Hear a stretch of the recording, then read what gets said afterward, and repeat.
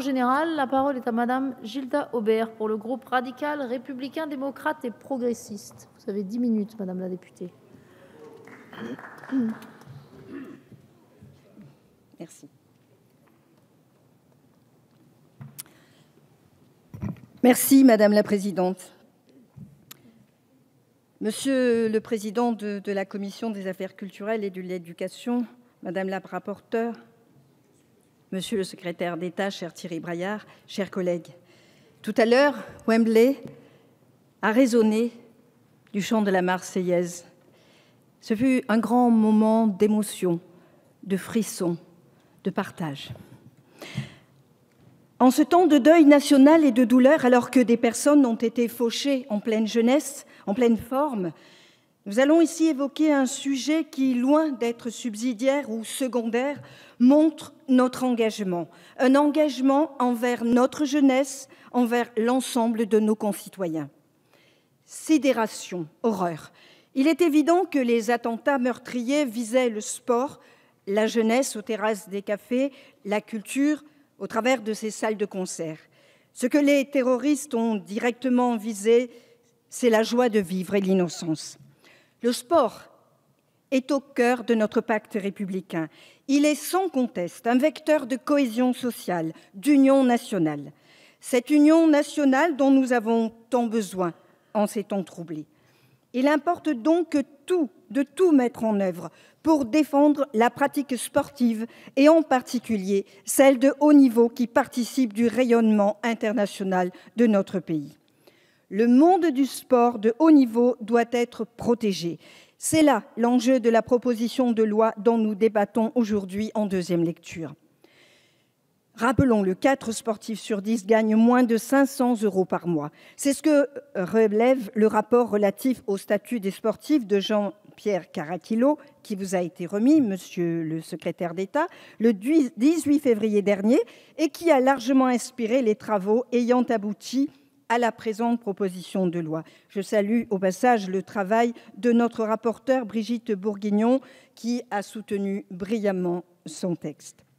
Le rapport Caraquillo pointe 2 défis à relever. D'une part, assurer aux sportifs de haut niveau une formation tout au long de leur carrière afin de leur permettre par la suite une meilleure insertion professionnelle. D'autre part, leur apporter une protection sociale ainsi qu'aux entraîneurs et aux juges. La proposition de loi est à la hauteur de ces 2 défis. Tout d'abord, elle préconise des passerelles plus solides et plus nombreuses entre l'éducation et le sport, car les talents se décèlent souvent dès la période scolaire ou étudiante. Un amendement du groupe radical, républicain, démocrate et progressiste est venu opportunément préciser le partenariat entre le ministère de l'Éducation nationale et le ministère des Sports par l'établissement de listes de sportifs prometteurs. Cette collaboration leur garantira une pratique optimale du sport de leur choix, tout en poursuivant leur scolarité. L'examen de la proposition de loi par nos collègues du Sénat a permis d'avancer encore dans les conditions offertes aux sportifs de haut niveau qui souhaitent poursuivre des études ou suivre un apprentissage. Ainsi, le texte prévoit, à son article 4 bis, le développement de l'enseignement à distance et le recours à des moyens de télécommunication audiovisuelle. Il s'agit là d'une prise en compte de la réalité d'une carrière sportive marquée par de nombreux déplacements, notamment à l'étranger. D'autre part, le texte prévoit l'engagement responsable des fédérations sportives en matière de couverture sociale, d'assurance, mais aussi de formation, d'accompagnement et de suivi socio-professionnel. Ainsi, l'article 7 vise à garantir une réelle couverture sociale en cas d'accident ou de maladie liée à la pratique du sport de haut niveau.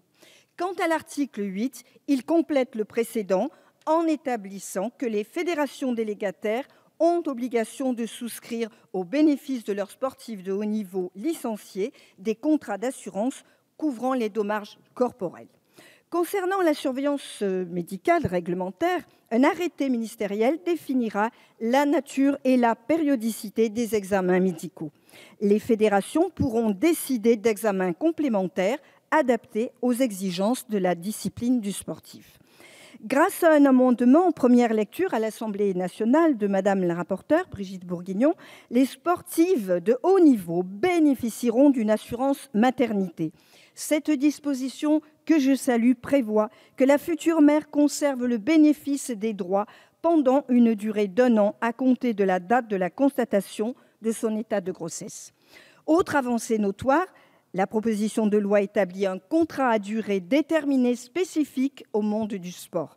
Prévu à l'article 9, la durée de ce CDD ne peut être inférieure à la durée d'une saison sportive fixée à 12 mois, à l'exception de cas bien précis. Cette notion de saison sportive définie sur 12 mois est un apport positif, tout comme la souplesse qui caractérise le CDD spécifique. Il ne pourra en effet excéder 5 ans et sécurisera l'emploi des sportifs tout en conciliant les impératifs de carrière et les règles en matière de droit du travail. Ce texte contribue par ailleurs, par son article 14, à une reconnaissance législative du Comité paralympique et sportif français. Cette disposition traduit la volonté de promouvoir le développement et une meilleure reconnaissance du handisport en encourageant les fédérations et les clubs dans cette voie. Si ce texte accorde aux sportifs un certain nombre de droits, il exige également des devoirs, notamment en matière d'éthique. Ainsi, l'article 15b que nous devons à l'initiative des sénatrices Françoise Laborde et Mireille Jouve permet un meilleur contrôle des paris réalisés par les sportifs sur les compétitions auxquelles ils participent. Les organisateurs des compétitions pourront désormais, comme les fédérations, demander à l'autorité de régulation des jeux en ligne de vérifier si les sportifs participants ont parié ou non sur le résultat de ces compétitions. Le groupe RRDP approuve ce texte par les avancées qu'il porte. Renforcement des liens entre l'éducation et le sport pour favoriser sa pratique de façon concomitante avec la poursuite des études. Stabilité et sécurité assurées pour les athlètes et entraîneurs professionnels par le CDD spécifique. Protection sociale renforcée, y compris pour les femmes enceintes. Obligation pour les fédérations sportives délégataires de s'engager pour la reconversion professionnelle de leurs licenciés. Comment ne pas se réjouir que le statut des sportifs professionnels et de haut niveau, qui sont notre fierté, qui engagent notre émotion, ait enfin un cadre légal. Chers collègues, nos échanges dans nos deux assemblées ont été constructifs et ont nourri une proposition de loi que le groupe radical républicain, démocrate et progressiste votera avec enthousiasme. Merci Madame la députée. La parole est à Madame Marie-Georges